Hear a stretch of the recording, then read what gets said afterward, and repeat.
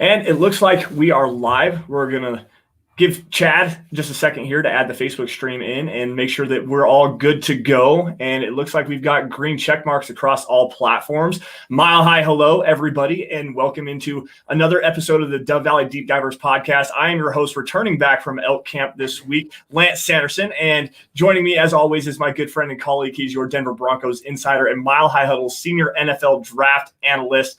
He's the one and only Erick Trickel. Erick, long time since we got to sit down and chat, man. How you doing? How was everything last week? I haven't got a chance to watch the shows yet, but I want to check them out. Dude, everything's perfectly fine. The new season of Mandalorian started today. I am super excited about that. Watched the episode first thing this morning. I actually kind of ignored work a little bit, but that's whatever, man. Just to watch the Mandalorian. Super excited for this season. But yeah, last couple weeks it went really good. I mean, getting Carl on, it's always good to have Carl on. Yeah, absolutely love picking his brain about things. Smart dude. I love chatting with him in our private chats. And then James last week too. He brought something that was definitely fresh with his accent to the podcast. I think it was awesome having him on, and definitely want to get him on again sometime in the future, especially near the draft, because I love the work that he does on the draft and everything, talking to him about it and stuff. But of course, I'm glad you're back. Did you have a successful hunting trip? No, we actually did not. We got one tag out of 6 filled, unfortunately. Just a lot of people up there right now, and everything's pushing around a little bit too hard. So we'll have to go back up here probably in December. I'll miss another show for that. But no, we had a lot of fun. Had probably a few too many adult beverages and ate some really, really banger food, but just unable to pull some triggers, which is not a way that you want to go about your elk camp. You want to be able to pull some triggers on something. So you could always just do what my grandfather always joked about, is at elk camps and stuff like that, is if you just see somebody else with theirs, just go take that. that's fair. Fortunately for us, we don't actually have to do like a camp like that. We have a cabin up on the mountain, so it's actually really nice. There's a TV in there. We actually have indoor plumbing and whatnot. So we're living in the Ritz up on the mountain and staying out of the elements. It was cold. It was really, really cold, and the wind was just screaming. In fact, I'll have to send you a video. There was one, the wind was blowing about 65 miles an hour directly in our face. And I had a rock. I picked up a rock and I dropped it, and the wind was blowing so hard that it blew the rock sideways. It was like you couldn't hear me talking or anything. It was that bad. But no, it's fun to be back in the saddle and fun to be back doing the show. Amazing to be back with our wonderful fans and everybody that's joining us in the chat right now. Miller707 Champ, what's up, dude? Chase, David Fang, Mundugus, what's up, man? It's been a long time since I've seen your name in our chat. CC James, what's going on, my dude? Bawana's not going to be here tonight, everybody, so wish well to Bawana and what he's got going on. Stu Meat, Gary Mahal. Guys, we got an amazing show planned out for you. We're going to talk about the Broncos defense and how they are not getting nearly the credit that they deserve. But before we do that, I want to break into some matters of business really fast. Make sure you guys are following us on Twitter.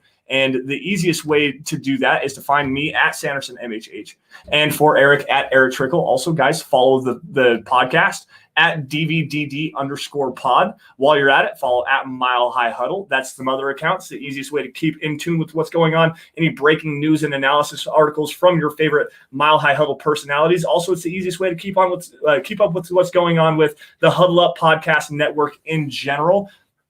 And guys, just want to make a quick thing here. Tonight's episode is brought to you in part by sportsbetting.com, sportsbetting.com/Mile High Huddle. Head on over to sportsbetting.com/Mile High Huddle. There are sharp odds there and low juice. They have in-house bookmakers. They're not a third-party provider of their odds, which means that there's reduced juice and they have the best prices available.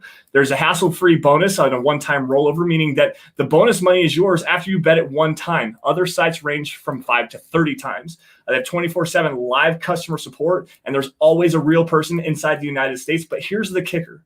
At sportsbetting.com, you guys can get a 100% risk-free week of sports betting up to $1,000 on not just one bet, but all of your bets. You play for a week, and if your losses exceed your winnings at the end of the week, sportsbetting.com will cover 100% up to the difference, up to $1,000 with a one-time rollover. So guys, head on over to www.sportsbetting.com/Mile High Huddle, sportsbetting.com/Mile High Huddle, and capitalize on that risk-free week of sports betting up to $1,000. Now, let me pull this back to where we're supposed to be so you guys can see our faces. Eric, there's a lot of very interesting discussion going on about the Broncos offense, and rightly so. I mean, Drew Lock's not necessarily playing the best football. The Broncos are only averaging, 16, I think it is, points per game with Drew Lock under center right now. It's not good. But also on the flip side of that, the Broncos are still remaining competitive in large part to their stellar defense. Now, Eric, I want you to take this away for just a minute. What is the biggest thing to this Broncos defense that is making them so successful? Well, their coverage stepped up. Their secondary did. Yeah. They're playing better. I think that when watching the last few weeks, it definitely seems that Kareem Jackson and Justin Simmons have kind of gone back to their normal roles that they had last year, which for the first few games, it seemed like it was kind of switched, which was really weird to me. And it just caused a lot of issues. And then AJ Boye coming back, he kind of helped solidify it and everything.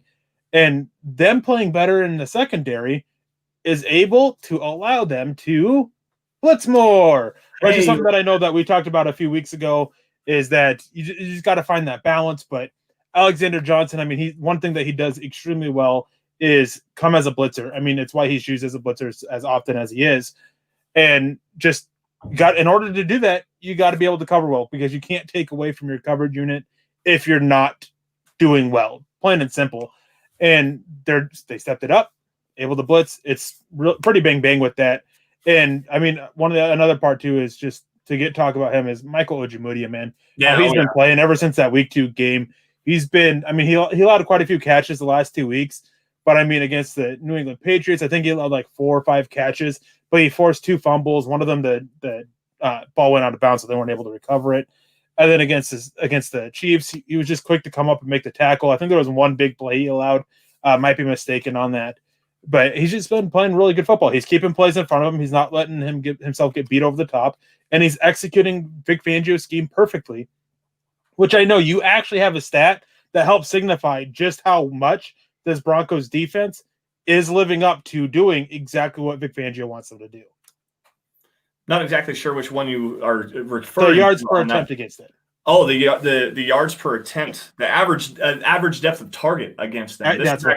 This is actually an amazing statistic here, and I know that Nick Kendall actually likes this statistic to use a lot, especially for when he's scouting wide receivers. The average depth of target in the passing game. Now, the Broncos right now, with especially what Vic Fangio likes to do, is he doesn't like to get beat down the field, especially on the boundaries. If you get beat down the field on the boundaries, that's a big no-no in Vic Fangio's defense. What he likes to do is he likes to allow the short stuff up front, rally up and make a tackle. So as far as the average depth of target allowed by the Denver Broncos defense, 7.4 yards per attempt. That is the 6th best number in the NFL this season. Like you see a lot of the play action crossing route stuff like that, and it just drives you nuts because the teams will dink and dunk their way down the field, especially last year, and especially in critical situations where they're allowing these chunk plays to go over the middle and whatnot. But they're not letting these plays get beat over the top. They're not allowing any deep touchdowns. In fact, this Broncos defense as a whole is not allowing any touchdowns.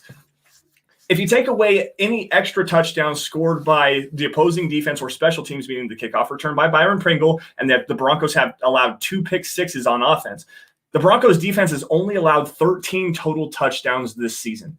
13.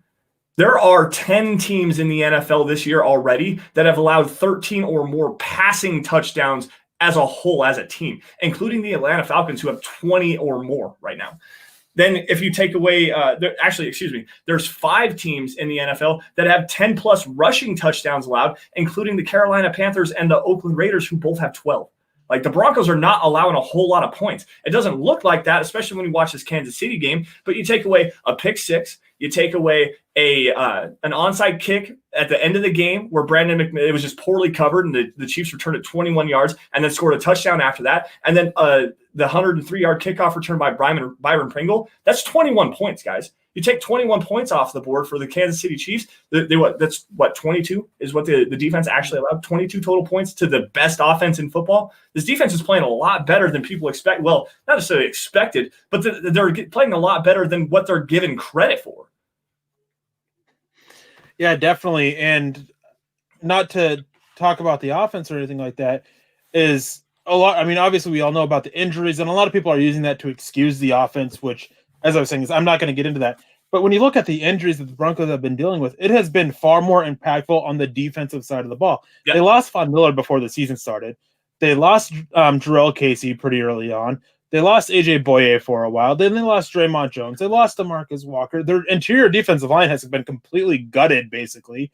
I mean, Shelby Harris is really the only one who's played every game this season so far, and even he has been dinged up a little bit. Jeremiah Tauchu's been out. Like, they have been so beat up on the defensive side of the ball, and they're still performing at this high level. So when you look at the offense and you compare it to the offense and their struggles, I understand they're a young offense, but losing Elijah Wilkinson, he wasn't that impactful in a negative way. I mean, it was a positive way, actually. DeMar Dotson was able to come in and stabilize the line and stabilize the right tackle play. Cortland Sutton, he's a big loss. No one can argue against that. Cortland Sutton is a huge, huge loss. Philip Lindsay missing some time, that's been pretty big.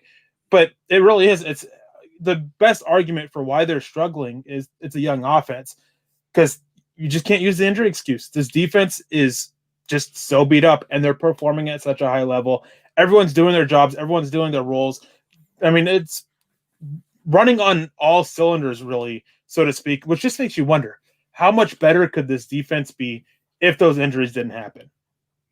Yeah, no, and you're absolutely right on that. Losing AJ Bouye, it really kind of tested the cornerback depth. But if you take a look at it, the Broncos, even without AJ Bouye for 3 weeks, they've still allowed the 5th fewest passing yards in the NFL this season, 1,381 total passing yards. Like, they've only allowed 8 total passing touchdowns. That's the 3rd fewest in the NFL. Like, this defense is still playing at an amazing football. And one of the best ways to kind of highlight this, and especially in situational football, is 3rd down percentage and red zone percentage. The Broncos right now have the 5th lowest third down conversion percentage against in the NFL. 5th lowest.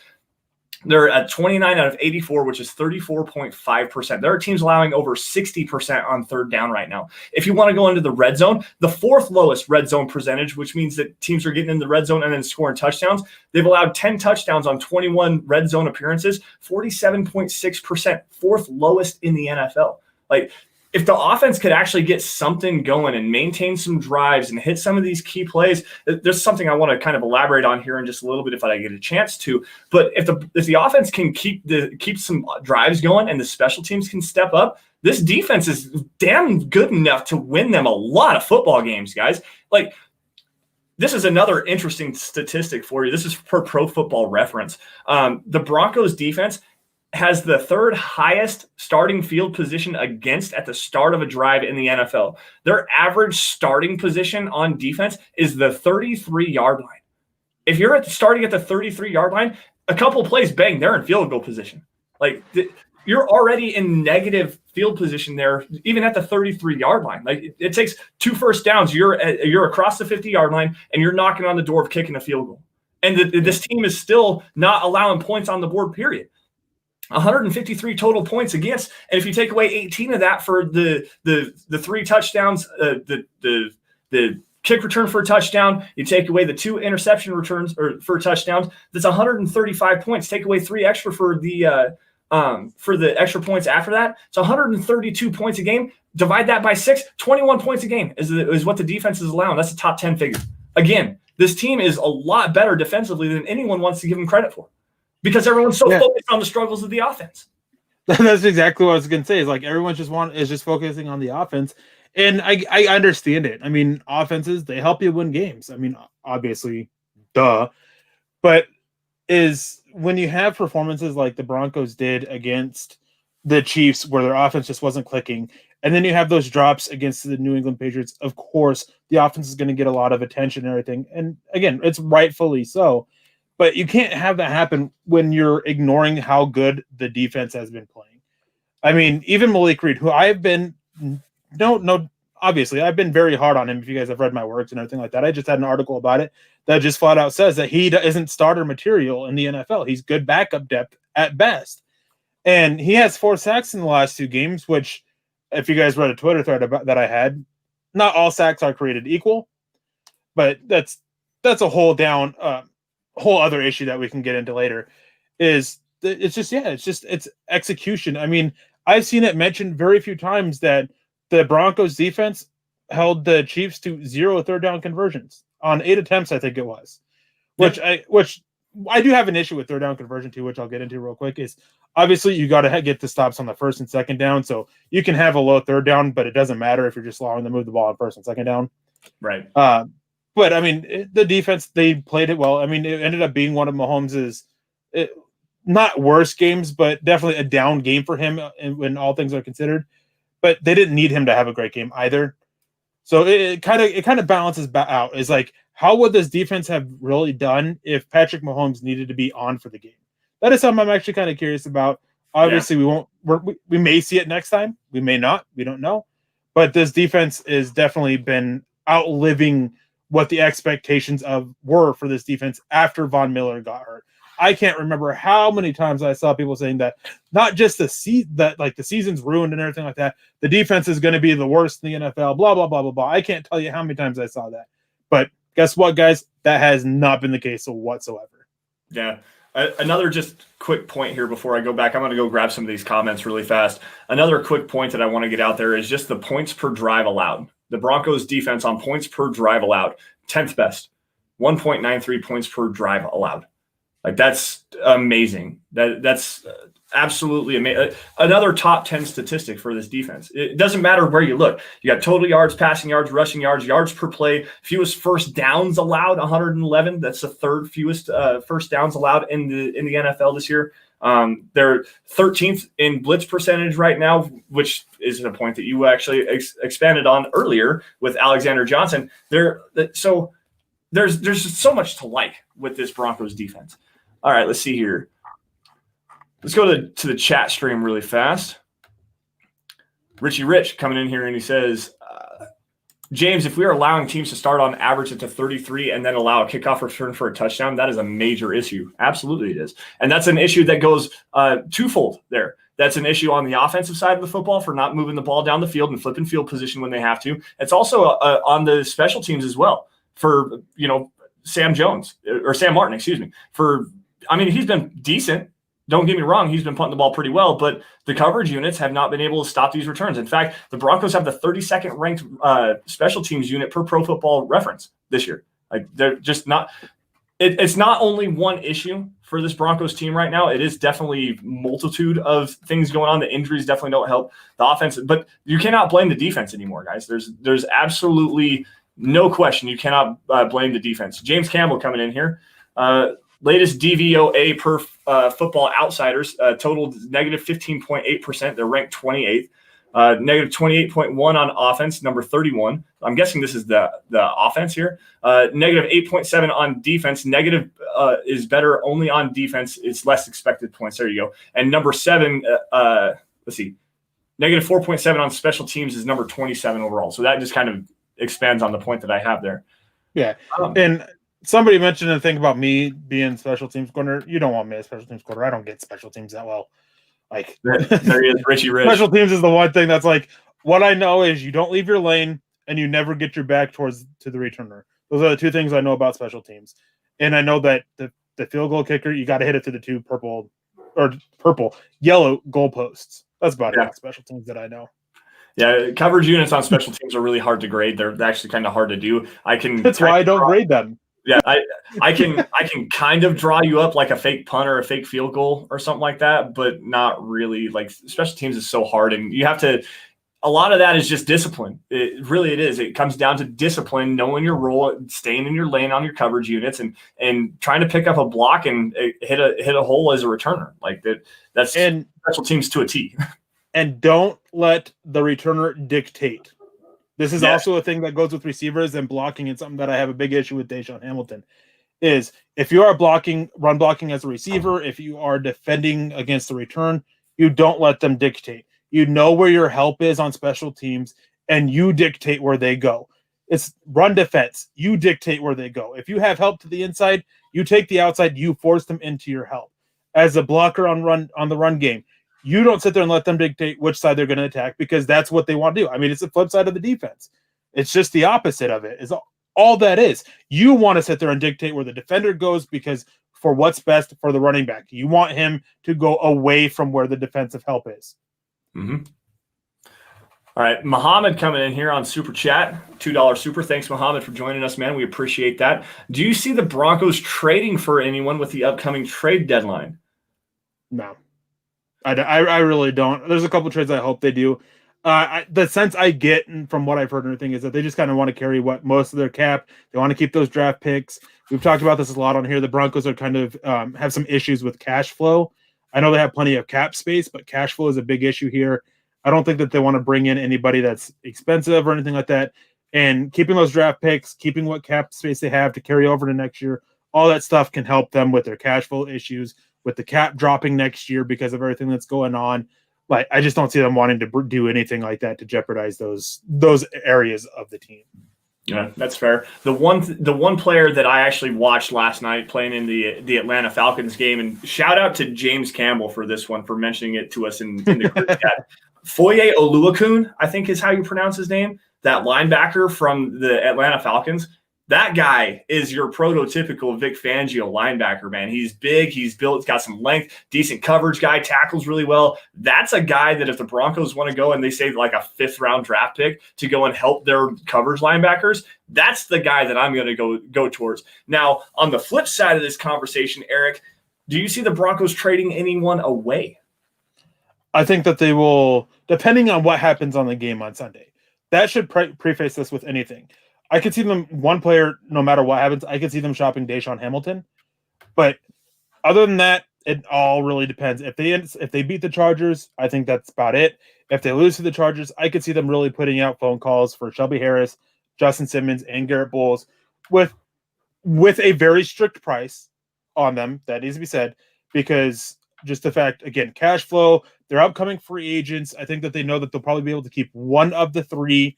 So they might look at 2 of them, get those draft picks for this year instead of waiting for a potential compensatory pick in 2022. That's about the only thing I would say is possible, is those 3. But it really depends on what happens on Sunday. Yeah.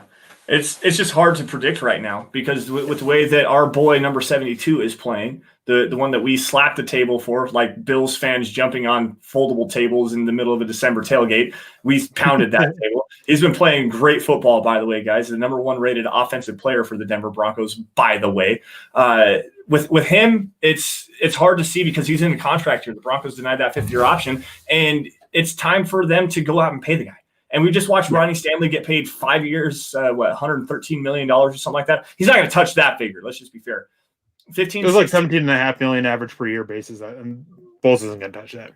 No, 15, 16, 17 per year, maybe 15, 16 probably is the best there. What would you do? 2 years, $15 million, give him a little bit of longevity there. He's what, 28, 29 years old, something like that. He'll be 29 in May.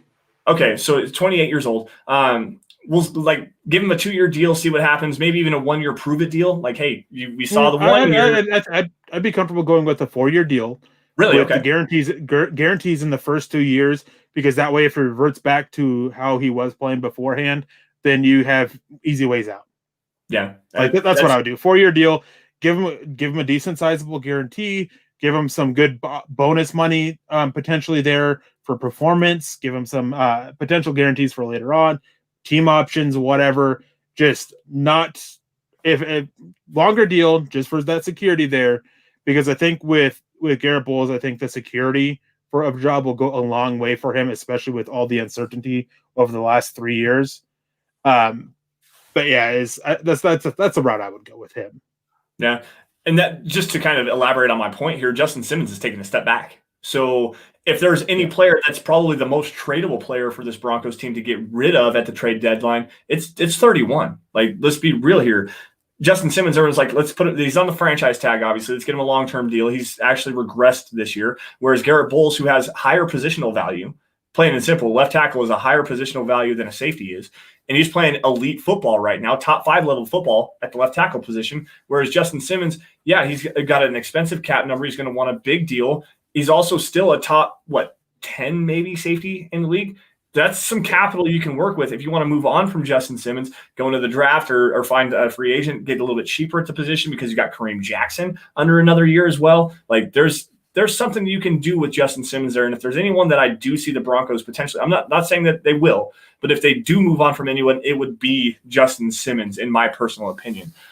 Base Gaze coming in here on Super Chat. What's up, dude? Thanks for joining the show. Here we go, Eric. We don't want to do this. We really didn't want to talk about Locke a lot on this, guys. Both of us feel that that's been beat to death. I know I saw somebody else ask about it and everything, and James mentioned it. I have an article about Drew Lock about why the Broncos can't be overly patient with him. Yep. If you guys haven't checked that out, go ahead and go read that. I also have an article out there criticizing Pat Shurmur for the lack of use of motion in this offense, which can help Drew Lock. Yep. But let's go ahead and get to this question. All right. So should Pat Shurmur, quote, dumb down the offense for Lock? 70.6 passer rating since the Texans game last year. That first half that he had was phenomenal. 3 touchdowns versus 5 interceptions. We beat Kansas City with any other quarterback at the moment. Now, that one I don't necessarily agree with. However, I don't agree that the Broncos beat Kansas City last week. It wasn't, by the way, all on the offense. Sorry to interrupt, but I just totally realized what his picture is. And that is awesome. It's amazing. I just totally realized what it was. Amazing profile. It's the perfect troll account here, especially for what we do here at Dove Valley Deep Divers, breaking down the Broncos. No, Eric and I talked about some statistics at length before we came into the show, and it's not necessarily that the offense is too complicated for what Drew Lock is doing. And I actually kind of spoke to this on Broncos Country Tonight on Monday. If you guys get a chance, go check that out as well. It's not necessarily what the Broncos offense is doing wrong or what Pat Shurmur is doing wrong. It's what Drew Lock is doing wrong. It's going back to the injuries. The injuries to Cortland Sutton, the injury to Noah Fant where he missed some time. Without even Drew Lock playing a game, he missed time without Drew Lock on the field anyways. KJ Hamler missing some time without Drew Lock on the field. Obviously, Elijah Wilkinson coming in. Are we making excuses for Drew Lock, or are we or are there actually reasons? No, we are making excuses for Drew Lock. Those are excuses. Those are things that are outside of his control.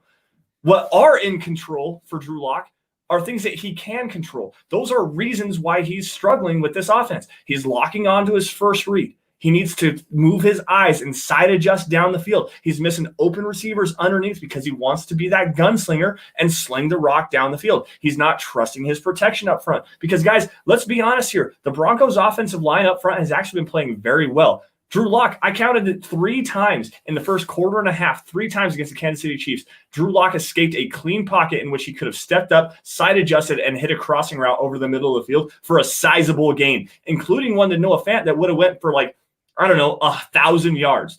I'm fairly certain Noah Fant would have still been running today at this particular point. Honestly, it's not an excuse anymore. Shurmur can do a lot of things to help him by calling more play action late in the game, using some more pre-snap motion, helping his sight adjustment up front. But no, Drew Lock has to just play better, plain and simple. Yeah. So to answer the question is, no, you don't dumb down the offense. Because what Pat Shurmur is asking Drew Lock to be is he's asking him to be an actual NFL quarterback. Pat Shurmur's scheme, I've seen a lot of this, is Pat Shurmur's scheme doesn't fit Drew Lock. It doesn't fit his strength. That's complete nonsense. Drew Lock in college, he was most efficient working with 3 wide receivers. So this whole complaint about 3 wide receivers, it doesn't fit Drew Lock, it just gets thrown out the window. This whole thing about, we're throwing deep too much. Well, Drew Lock has an arm. Drew Lock is supposed to be able to hit those deep balls. That's supposed to be a strength of Drew Lock. That's what they're calling it to. It's just excuses after excuses that's coming with Drew Lock, and quite frankly, I'm a little bit tired of it. This doesn't mean that Drew Lock can't turn it around. I'm not saying Drew Lock's a bust. I'm not saying Denver's done with him. He's got 10 games to fix it. The issue, and he just can't. He's got to stop making the same mistakes over and over again. Look, last year, the offense that Rick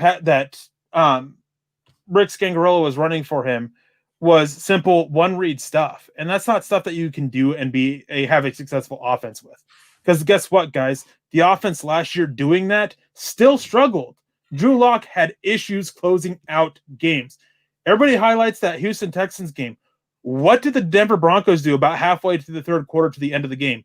Jack squat. They really did next to nothing. The defense had to make sure they won that game with a couple of key turnovers and adding, I believe, a touchdown themselves or close to a touchdown return. I can't remember that Kareem Jackson play. I can't remember what happened. And here's another thing is he's not a rookie anymore. I understand he's only played 9 games, guys, and that doesn't what qualifies you as a rookie. he still had all the rookie stuff last year. He still had all that learning process last year. He's in his second year in the NFL. He is not a rookie. 9 games or not, it doesn't change that fact. Drew Lock is not a rookie. Drew Lock, it is time to put up or shut up. Denver cannot sit here and roll with him. Give him 2021 if he continues to look bad. He's got 10 games to turn it around. They know what's wrong.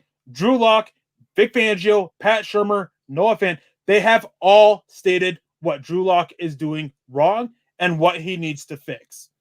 If this was an issue of coaching, then Pat Shurmur, he's not calling that out because he's not seeing it. He's not sitting there having him work on that. They're having him work on it. Drew Lock's just not doing it. Almost 1/5 of Drew Lock's dropbacks, plays that he throws, has been deep, 20 plus. Then I hear these things of, which is second highest in the NFL, by the way, and he's only 1 of 3 quarterbacks above 15%. It's 19.6% to be exactly. 20 deep passes of 20 plus yards on 102 attempts. You can't be successful with an offense or doing that. But here's the thing is that's not what the offense is exactly designed to do, is always go deep. This offense is, Pat Shurmur's offense has and always will be a spread them out, give quarterbacks simpler reads by spreading them out, and letting the quarterback go make those reads. But Drew Lock's not. Drew Lock's read is the first read wide receiver. That's it. If he's not there, he's scrambling out of the pocket. All 3 plays that that Lance was talking about was he has to come off his first read. It's not there. He immediately scrambles. He leaves a clean pocket. Those are all issues that Drew Lock has to fix on. Drew Lock has a lot of talent. Drew Lock has a lot of upside. I'm going to stop you. I want to stop you and interrupt you here, and I apologize for this. Where Vidal coming in here is we were going for Drew Lock's throat today, I see. No, I'm not going for Drew Lock's throat. We're pointing out the inefficiencies in his game. And this is something that everybody should be able to see right now. And yes, I firmly believe that Drew Lock is going to get at least the next 10 games unless he gets hurt. And I firmly believe that unless he starts to turn his game around, then it might be time to look at a different option moving forward. But also at the same time, it's fair to be critical. It is fair to be a critical analyst, which is what we like to do here on Dove Valley Deep Divers and give you those deep takes. We're not just going to sit here and be Drew Lock stands, like there's a lot more that goes into this. Now, Eric, I want you to go ahead and just continue on there. I'm sorry about that. And he comes in and says, it's just a joke. He's just like, no, we understand that it was a joke and everything like that. We just wanted to make it clear is that we're not trying to eviscerate Drew Lock or anything like that. And by no means do I think it's only Drew Lock's fault. I mean, if I did, I wouldn't have done an article about talking about what Pat Shurmur can do to be better and to better help him. Like, it's not just a one or the other thing. And so many people want to just blame Pat Shurmur, which it's not the case. Pat Shurmur's doing a lot of what Drew Lock should be able to do at this point in his NFL career. And he's just not doing it. Yeah. And last thing on this is like people also need to realize is that John Elway, his contract's up after 2021. Vic Fangio, he probably has 2021, but after that, depends on what the team does. They can't afford to ride with Drew Lock and keep their jobs if he doesn't turn it around. Not only that, but it also depends on what goes on. Sorry, I just want to say this, like, it's not being a hyperbole. It's being factual. If Drew Lock was a second-round pick, like, there's nothing tying him to Denver for a long period of time. Like, because of that, the investment's just not there for it. There's nothing tying him to him. If he doesn't turn it around, he's not the quarterback. He may be a backup quarterback, but he won't be the starter. They will go after either a guy who is a veteran, and as much as it may peeve some of you guys, it may be Matthew Stafford, it may be Matt Ryan. There's veteran options out there that they may go, depending on where they land in the draft. There's Zach Wilson. I doubt they have a shot at him, but maybe Trevor Lawrence. I doubt they go Justin Fields. I doubt they go Trey Lance. I mean, Kyle Trask, maybe. Like, the thing is like 2021, whatever's going to happen with that is going to depend on the next 10 games. That's it. They're not set on Drew Lock for 2021 at this point because he hasn't earned it. Yeah. And I'm going to leave. I'm going to end this on just this quote, and then you can take over, Lance, and we can change the subject. I have stated this multiple times. Until you know you have a quarterback, you are in need of a quarterback. Yep. Thinking you may have a quarterback is not having a quarterback.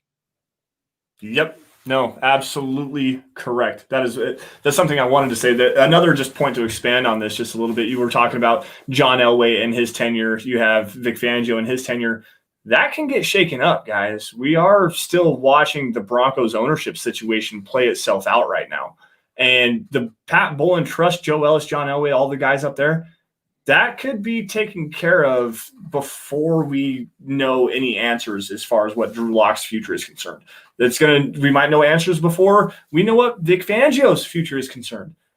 If the Broncos get a new owner and he says, no, we're going to blow this up and go in a completely different direction, and the way that Drew Lock's playing right now, we're not talking about Drew Lock in a Broncos uniform anymore. We're talking about him as a backup quarterback somewhere else, plain and simple. I saw Chase. Go ahead. Sorry, I saw one more thing real quick. So Justin Herbert hasn't seen a really great defense. Justin Herbert went out and against the Kansas City Chiefs, who just completely eviscerated. I can't speak right now. Just completely destroyed Drew Lock. I mean, it's the reason why we're having this conversation. Part of the reason why we're having this conversation, anyways, with what they did to Drew Lock. Justin Herbert went up against them, threw over 300 yards, nearly led them to a win on a game plan that was built for a completely different style of quarterback in Tyrod Taylor, because the Chargers medical staff is completely incompetent. And if you guys really want me to go off on something, I can go off on the Chargers medical staff because of how incompetent they are. But anyways, let's move this on. Real quick, Chas Wallner, we missed the super chat earlier. James, thank you for bringing that for us. $5 super from Chase here. I was actually going to grab this. That was where I was going. Sorry. Where do you rank last Sunday amongst the best defensive performances versus Mahomes so far? And honestly, you know what? That's got to be at least top 2. Let's be real here. Patrick Mahomes in that Chiefs offense. And yeah, there's something to be said for the turnovers. There's something to be said for the special teams gaffes, and that Patrick Mahomes didn't have to be the Patrick Mahomes that we've known him to be. But at the same time, they held the Chiefs offense to less than 285 total yards of offense, and Patrick Mahomes only threw for 200 yards passing. Plain and simple. And that Broncos defense was not the reason they lost the football game, guys. We've just got done breaking it down for you. That defensive performance by the Denver Broncos on this past Sunday was phenomenal. They didn't allow the deep shots. They let Patrick Mahomes kind of dink and dunk him, and they took advantage of some short field position. They really did. They got what? They got the flea flicker fumble by Melvin Gordon, who threw the ball over Drew Lock's head, which that play call in and of itself had me triggered. They had the other fumble where Melvin Gordon fumbled the ball. The Chiefs recovered and took down. I think they scored a field goal on that. They had the pick six as well. And a couple of short fields on just special teams gaffes. Again, they had a 21-yard onside kick recovery return that set the Chiefs up inside the 20-yard line. And Patrick Mahomes wasn't even on the field at that point. Who was it, Matt Moore? Or what is their backup quarterback? Who was that drove down to score a touchdown? When you have negative field position at the 20-yard line and you're giving up – this is actually another statistic for you on the Broncos. They are the 6th fewest yards per drive allowed in the NFL, 29.1 yards per drive allowed. It's not the defense's fault, guys. The Broncos defense against Mahomes specifically actually played very well. And they got 4 sacks. And we got a couple other super chats we got to catch up on here. Stimate with the $4.99. Thank you, Stu, for that. He ended up sending a super sticker, which we can't see through the chat, unfortunately. But I'm sure it'd be awesome, whatever it is. And then Paul comes in. He says, with a $20 donation, thank you, Paul, for that. Would IR help Lock? Or would it help Lock to switch number 7 or 18? Proud of effort on D. 10 games. Agree with Eric. That's actually kind of funny. It'd be. I mean, obviously, I don't think Elway would ever agree to that. Elway's ego is much higher than mine. And I doubt they'll want to sit there and retire Manning or unretire Manning and all that stuff like that. Very funny, Paul. But yeah, it's 10 games. That's what it is. He's got 10 games, and just touch on this too. Is everybody's sitting here talking about the vet quarterbacks that I mentioned or anything like that. The thing is if they go get a vet quarterback because Drew Lock shows that he doesn't earn 2020 or 2021 yet, I don't think they'll give up on Drew Lock. He'll probably stick as the backup. And guess what, guys? Even with him as the backup, they can still work with him and try to develop him and see what he can do. And then maybe he ends up getting 2022 and going from there. Don't know. Obviously, way too far in the head to discuss. But it's not just going to be a thing of, oh, it's just a vet quarterback. That's just it. There's no backup plan. They would have a backup plan, either Drew Lock or a differently drafted quarterback. Yeah. I'm going to grab this comment from this Facebook user, and unfortunately we can't see your name, bud. Whoever you are, make sure you reach out to us on the Mile High Huddle super fan group page and let us know who you are. If Locke was a true second-year quarterback, he would have 23-plus games under his belt. Instead, he has 9. I want to just point, and this is not fair to direct this question in this particular direction, but you ever heard of a guy named Aaron Rodgers who sat for 2 years behind Brett Favre before he ever saw the field? He was a first-round pick. He wasn't a rookie when he took over. No, he wasn't a rookie when he took over. But by that logic, he would be. But yeah, but exactly. Like, if he's a true second-year quarterback, he'd have 23-plus games under his belt. Instead, he has 9. Okay, that's fine. I understand where you're coming from there. And yeah, he is still within 10 starts. But this is something that I talked about with Eric before we went live, and I know Eric doesn't necessarily like this argument, but look at what's going on in Cincinnati, guys. Look at what's going on in Los Angeles with Justin Herbert. You watch Joe Burrow play the quarterback position, and he has 7 starts, and there is not a doubt in your mind that Joe Burrow is the guy. You watch Justin Herbert play in his 5 games for the Los Angeles Chargers, and there's no doubt he is the guy. Yeah. In 8 full games and a 9th where he played the first half of the first quarter. In fact, it was actually the first 5 minutes of the first quarter. There are still questions if Drew Lock is the guy or not. That's about as apples to apples of a comparison as you can get.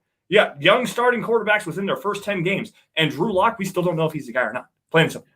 And I wish I could remember what his Twitter handle was. Somebody said this to me on Twitter, and it was just very apt and on point and just perfect thing to say is Drew Lock's strengths are looking like weaknesses. And that's not on the coaching staff. That's on him. Pat Shurmur's game plans, while there have been issues, while they haven't been perfect, have been very solid, if not good. And Drew Lock's not going out there and executing. And it's not just Drew Lock, guys. Jeff Driscoll, he's not a quarterback that should ever start again. Brett Rippon's mistakes, he went out there and he executed very well inside Pat Shurmur's scheme until he made 3 costly mistakes. And those were mistakes that weren't on the offensive coordinator. They were on the quarterback. So when you look at these other guys, I understand the offense has been having an issue, but you can look at Jeff Driscoll, you can look at Brett Rippon, and you can see the issues are with the quarterbacks. But it's not the case with Drew Lock. It's not adding up. You're adding 1 + 1 and getting 27. Yeah. Yep. No, that's 100% true. Let's talk about the draft. I like the draft. Let's talk about the draft. I got one more. I'm kind of kidding, but I got one chat here. It's from Tom El Greco coming in. And he says, Locke looks nervous and uncomfortable in the pocket. I don't see that swagger. He looks lost. Thanks, guys. Hey, Tom, we appreciate you for joining the show tonight. And you're absolutely right. And like I said earlier, I watched the first quarter and a half of the Chiefs game over again before I went on Broncos country tonight on Monday. And like I said, 3 plays where Drew Lock looked uncomfortable in the pocket, escaped towards the boundary, and he didn't even push the ball down the field. First read. Yep. That's actually a very, very valid point.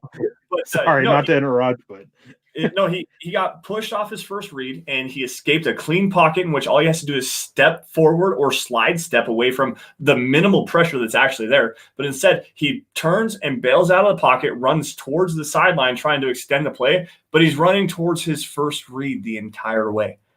And then when the first read still doesn't come open, instead of taking off and running downfield or side adjusting and finding somebody coming over the middle again, he throws the ball 10 yards or 10 rows deep into the stands. If you want to be that gunslinger, if you're going to extend a play like that, you got to be willing to push the ball down the field. And Drew Lock is not doing that. Go back to Patrick Mahomes.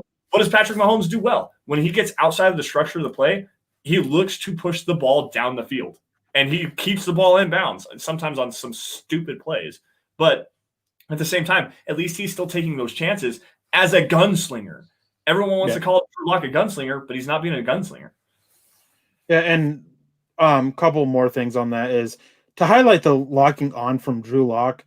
Just look at the play action rollout that he tried throwing to Nick Van Nett, who was triple covered when Noah Fant was open up right beneath him. Nick Van Nett was the main read. He was the first read. He never looks away, never sees Noah Fant. And additionally is actually crap. I kind of forgot what my other point was that I was going to say. Well, whatever. Chase Wilner asked how many snaps Nigel Bradham played. He played 17 special team snaps. That's it.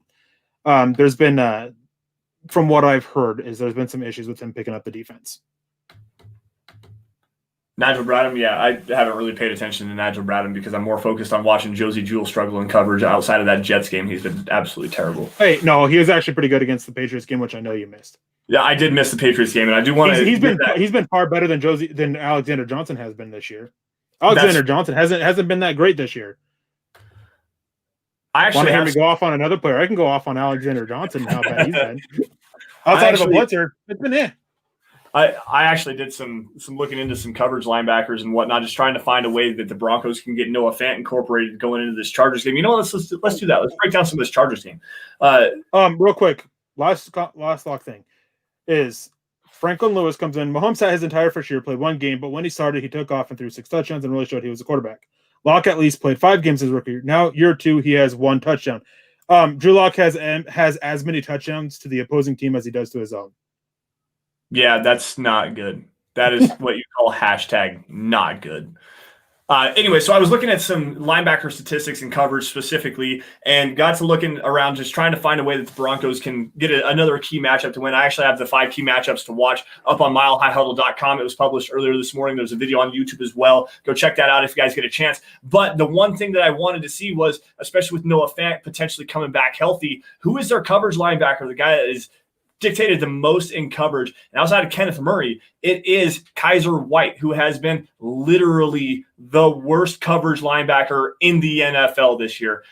But if you look a couple notches lower than that, Josie Jewell's sitting right there. I mean, 6th, 7th, 8th at the bottom. Like, he's been better than Alexander Johnson, but with the way that I minimize the snaps down, Alexander Johnson hasn't played nearly as much coverage snaps as Josie Jewell has, so he didn't qualify for a lot of these statistics. But I think it was like 190, I think is what I narrowed it down to, coverage snaps. Josie Jewell was the 8th worst coverage linebacker in the NFL this year, just for example. All right.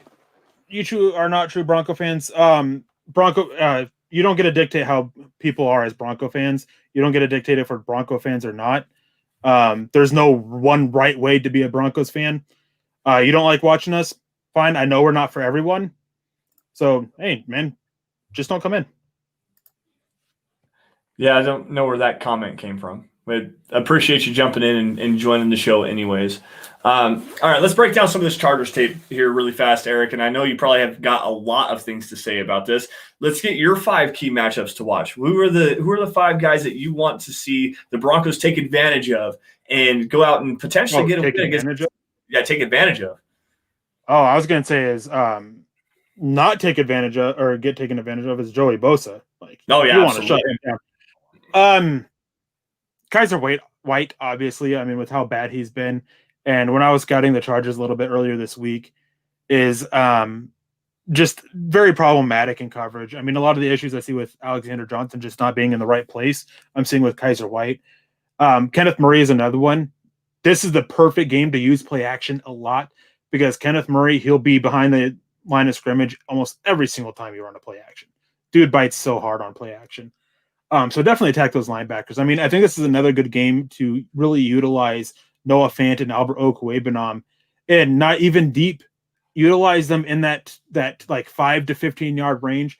Move the ball. So what if you got to be a little bit of dink and dunk? Like, that is the best way to attack this Chargers defense. And steer clear of Desmond King. He has a chip on his shoulder, and he's been playing some really good football this year for the Chargers.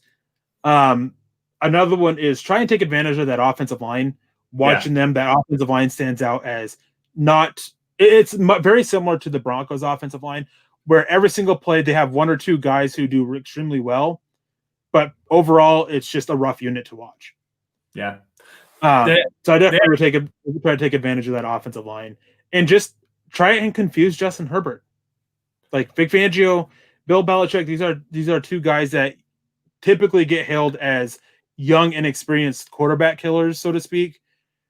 So let's see what Vic Fangio can dial up with this defense to confuse Justin Herbert and potentially make some mistakes, because with what we've seen, this offense is going to need a lot of help. Yeah. That's actually the biggest point that I'm making. It's the video that I was specifically referring to on YouTube. Is the key matchup to watch is Justin Simmons and his bounce back against Justin Herbert. Go and check that out, guys. There's some great information in that as well. But I 100% agree with you. And you got to try to confuse Justin Herbert. That's the biggest key here. And he hasn't been confused very much. He has not been confused, has not been forced into mistakes. He's got 12 touchdown passes in 5 games. He's playing amazing football. That's the biggest key to me. And then the other thing, and this is actually some information that came out after I had written the article, the Chargers offensive line is dealing with injuries big time right now. In fact, their left tackle is down to their 4th string guy.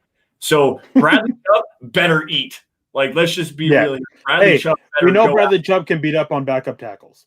Yeah, absolutely. We saw that with the Jets game. That was his best game of the year, and he beat up on what eventually ended up being the number 3 tackle for the Jets. We know he can beat up on tackles. It's what he can do against starters that we have yet to see this year. Yep.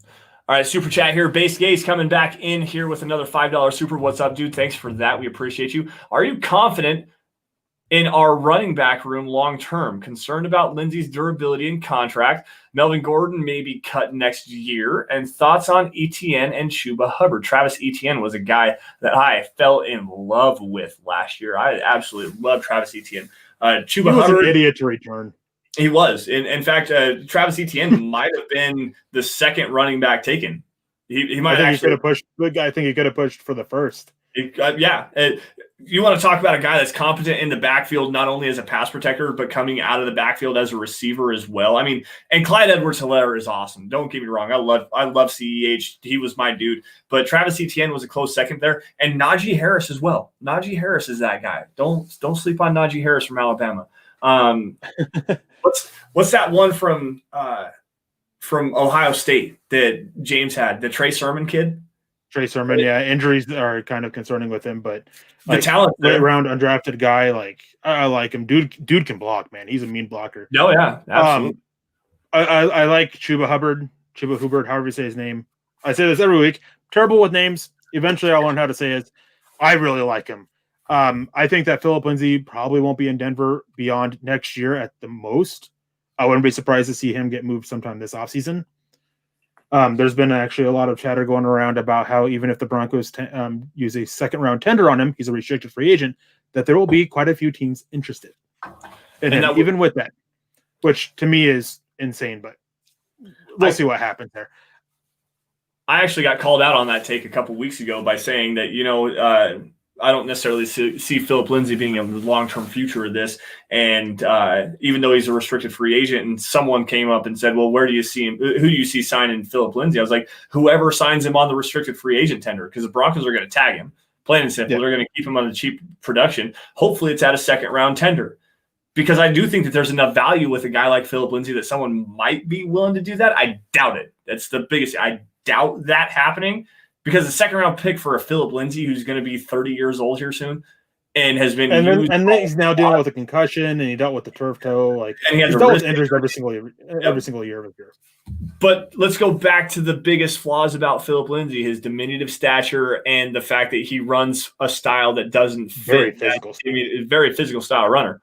Like he doesn't fit his body type. And look what I'm not saying that was the biggest reason that he got shot in the head. It is what it is, and it just sucks to see something like that. But a guy like that, where he had 1,000 career touches at Colorado, and comes in the NFL, yeah. He had a lot of touches in his first 2 seasons, and now the injury concerns are starting to show up.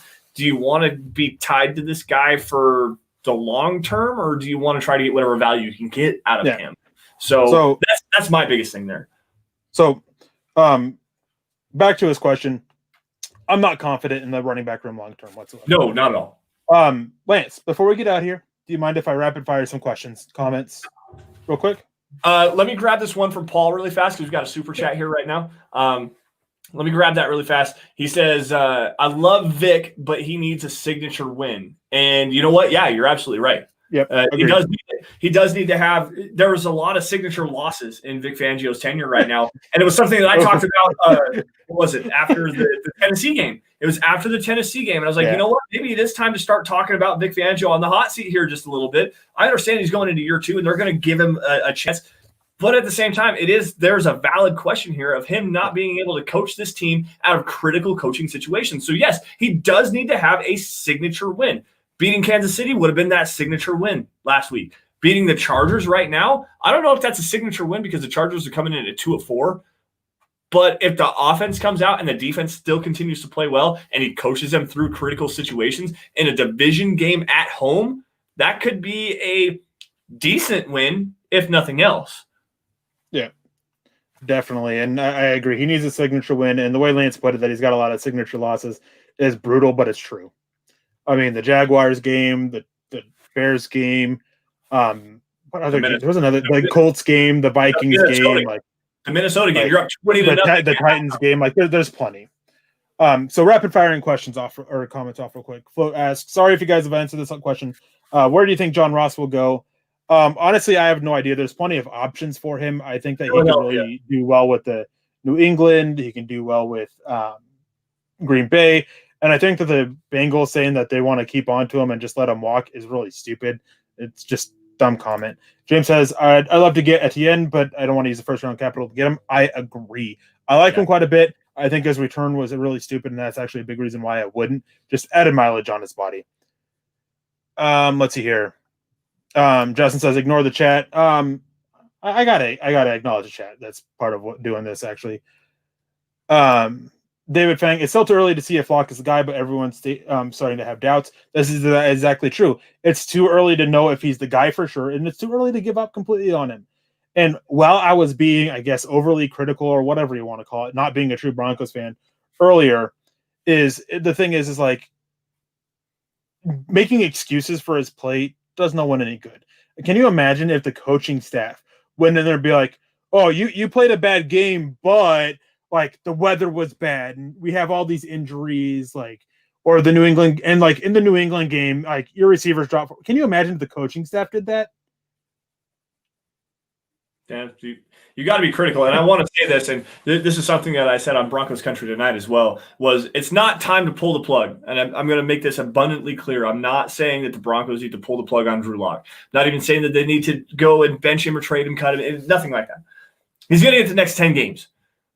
But maybe instead of pulling the plug, you start to reach a little bit towards that extension cord. Not grab a hold of it yet, not get ready to pull, but you reach toward it just a little bit. Because you know what? We're seeing the same things over and over with him, and it's still the same bad process, bad result, or bad process with decent result, and sometimes bad process, good result. We need to start seeing more good result with bad good process with good results. Good process, good results, and even sometimes good process with bad results, like that Michael Ojemudia pass. That would be a step forward. That would be a step forward. Good process, bad result. Michael Ojemudia on the pass interference call against the Jets. Perfect textbook coverage. Draws a flag. Yeah. Good process, bad result. I'll take that. I would say it's good. Good process, good result, and the rest were stupid. Yeah. Yeah. Let's see here. There was one other comment here that I really wanted to get to. Let's see if I can find it. Here we go. Darian P. What is the main reason for Green Bay's improvement this year? When watching them last year compared to this year? Garrett Bowles. That's Garrett Bowles. I guarantee you that's Garrett Bowles. Oh, yeah. Do you mean Garrett Bowles? I see GBS, and I immediately think Green Bay. But if it's Garrett Bowles, the main reason why I think that he's improving is that Mike Munchak, and we talked about this a lot in the offseason, Mike Munchak and Chris Cooper, they finally found ways to get through to him with his learning disability and get him to understand what he was doing and how he was doing things wrong. There was also, and I've talked about this a lot too in videos and stuff like that, is they changed what type of technique that they're teaching him, which I think is a huge benefit for him. A lot more trap technique, which a lot of people, I mean, he got called for a holding on a perfectly executed trap technique, which drives me nuts. On a run play, I think it was against the Steelers or the Buccaneers. It was one of those two games. Perfect trap technique. The Bucks game. And he's doing that a lot, and he's executing it almost perfectly, like flawlessly. His kick slide's a lot better. It's a lot more fluid. The feet are a little bit lighter. And another big thing is he's keeping his hands up. Last year we saw a lot. You want to keep your hands up. You keep them up and at the ready. His hands kept dropping down by his hips. You're going to lose a lot when that happens. Yeah. So good to see him doing that. And I think that what it all comes down to is that for the first time in his career, NFL career anyways, well, actually his whole career. Yeah. Going back to high school. I know you're going back to high school. He has the same offensive line coach teaching him the same technique, telling him the same stuff. Different coaches teach different ways to do different things, and having that consistency with him, I think, has really been critical or crucial for his development. Hey, yeah. I wasn't the only one who thought Green Bay. Just saying. I want to expand on that just really quick before we get out of here, guys. This is the last point I want to make before we get out of here for tonight. The one biggest thing, and I want you guys to go back, and Eric, I want you to go back with me as well, and this is something I've made as well multiple times.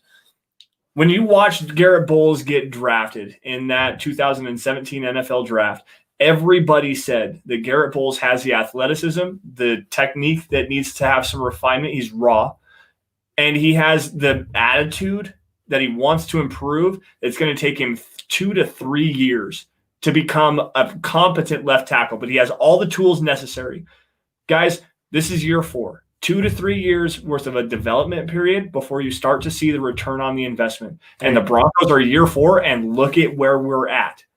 I was saying 3 or 4 years. I was saying majority of his rookie contract, you're going to have this issue. And my big thing was I had Garrett Bowles as a second-round pick. And it was partially was because of how raw he was. Yeah. And it's going to take the majority of his rookie contract for him to get developed and grow. And for an older prospect, that's hard to handle. Denver took the risk. It's paying off for them. And every other major analyst, 2, 3, 4 years, that's what they were saying that I was going to take. Yeah. And like I said, he was an inexperienced football player. Yeah. Literally inexperienced football player. I don't think he actually started playing football until like his junior year. Then he went on a Mormon mission, got his life turned around. He was a drug addict for a while, I think, or something like that. He only had 3 or 4 years entering the NFL of organized football. Then he went to Snow Community College and then played a year there. I think he was an All-American at the community college level. Went to the University of Utah, all Pac-12, and I think an academic All-American as well, with a learning disability, by the way. And then a first-round pick. So when he came into the NFL, they said 2 to 3 years to develop his technique and to become that kind of a guy. Well, he was drafted at 25, 2 to 3 years. He's 28, 29 years old, where we're at right now. And look at what we're getting. Yeah. Look at what we're getting. Kenneth, jumping in here super late. I just want to say what's up, Kenneth. Thanks for joining, man. Go back. We're going to wrap it up here. Kenneth, go back and check us out and give us some comments on YouTube. We know you always do. You're actually one of the huge supporters of every Mile High Huddle and Huddle Up podcast show. So even when you don't agree, which we appreciate.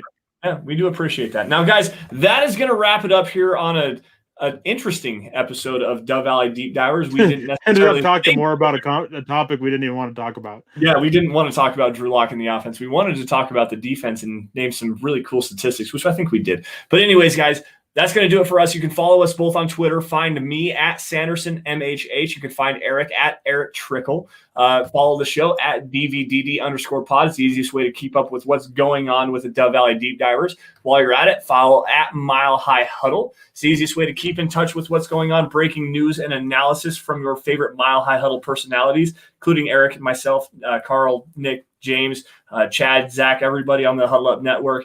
It's the easiest way to keep on the Huddle Up Podcast Network as well. Head on over to sportsbetting.com/Mile High Huddle for a risk-free week of sports betting up to $1,000. And we didn't plug this in the first one, but guys, if you get a chance, if you're financially able to do so, head on over to huddleuppod.com. That's the merch store. That's the merch tent. Get yourself a hat. Get yourself a T-shirt. I got a onesie for the baby that finally showed up the other day. There's coffee cups, face masks, hoodies, something for the guys, something for the gals, anything to suit your fancy. Head on over to huddleuppod.com and get something for yourself. And if you guys are not in a financial position and able to do so, the 3 easiest things that you guys can do to support the show, support the Huddle Up Podcast Network is number one, subscribe wherever you're watching this, Apple Podcasts, iTunes, Twitter, Twitch, Facebook, Periscope, whatever it may be. Subscribe to Mile High Huddle. Like every video you guys see. And if you love it, you truly love what we're doing here, share it to everybody. Get it in front of as many Broncos fans as you possibly can, because those are the three most organic ways that you can help the show grow. Now, Eric, before we get out of here, one last question for you. How do you see this Broncos and Chargers game playing out on Sunday? Well, it's funny you ask. You guys can go check out milehighhuddle.com and check out the group, the MHH staff predictions, and find out there. Now, I think it's going to be the defense is going to keep it close. And I say this in my prediction, and I think eventually the offense, not necessarily luck, just to be clear, the offense is going to cause 2 turnovers, either by fumbles, maybe interceptions, maybe an interception similar to KJ Hamler where it bounced out of his hands, picked off. Whatever the case may be, 2 interceptions that end up putting the game in favor of the Chargers and them walking away. But before we get out of here, we actually did get a late super chat from Kenneth. $1.99 says, Trevor doesn't come out. Who goes number 1? I think Justin Fields will. To me, he's very similar of Cam Newton, and he can do a lot of the similar things that the Carolina Panthers did with Cam Newton. James Campbell also says, where does Mandalorian rank for you? It's one of my favorite Star Wars things ever. And my final word is, last year, about this time, I got a lot of flack for saying the Broncos, if he doesn't turn around, should move on from Rick Scangarello. He never turned around. He ended up getting moved on from. And big win for me. But guys, like I don't say this stuff to be mean. I don't say it to be overly critical. I watch the games, I break down the games, I run my own analytics, all that stuff like that, to come to the conclusions I do. And my conclusion is Drew Lock has 10 games to turn it around. If not, Denver needs to go a different way at quarterback. I fully and 100% agree with you. And if Trevor Lawrence comes out in the draft, they need to send 2 second-round picks to the New York Jets to get Sam Darnold, guaranteed. Anyways, as far as my prediction, before we get out of here, guys, now knowing some more information, because when I made this prediction, it was last night as well, not today, when we found out that Graham Glasgow actually tested positive for the thing that should not go mentioned on this podcast. Got another 2 guys that are holding themselves away because of that same thing. One of them being DeMar Dotson, and now Joey Bosa is going to wreck this game plan if DeMar Dotson is not allowed to play. I had it, I think, 20-13 Chargers. But if DeMar Dotson's not allowed to play and Joey Bosa can go against Calvin Anderson at right tackle, that's gonna 80-0. Yeah, it's gonna be something like 31-10. Like, quite honestly, it's gonna be an ugly game. But anyways, guys, that's gonna do it for us on the Dove Valley Deep Divers podcast. You all stay safe. Take care. Have a great weekend. Check out Mile High Insiders tomorrow night at 6 with Nick and Luke. And we will see you guys next week.